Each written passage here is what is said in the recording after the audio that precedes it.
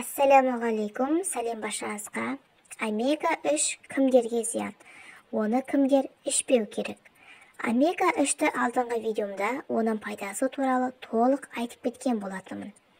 Омега адам ағзасына, бет терісіне, шашқа керемет әсер етеді. Сонымен қатар ол холестеринді де төмендетеді. Бірақ бұл омега-3-ті ішуге болмайтын адамдар тобы бар. Менің атым Гүлназ, ал бұл пайдалы ақпараттар арнасы. Егер де мен арнама тіркелмесеңіз тіркеліп, лайк басып, қоңырауша белгісін басып кетуді ұмытпаңыздар. Омега-3 қанша керемет болса да, көптеген адамдар ескермейтін тағы бір қасиеті бар. Атап айтқанда, қанды сұйылтуға қабілетті. Осылайша, қанның ұйуын төмендететін препараттарды қабылдайтын адамдар омеганы қабылдамау керек.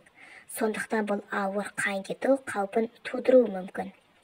Қанды сұйылтатын тағамдар: зәйтүн мен зығыр майы, сарымсақ пен пияз, қызылша, какао мен ащы шоколад, балық пен балық майы, яғни омега-3, қызанақ шырыны, сұлы жармасы, таңқурай, көкжидек, мүкжидек, құлпынай, шие, тәтті шие және зімбір.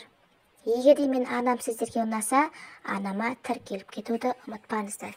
Менімен бірге сондай дем болғандарыңызға рахмет.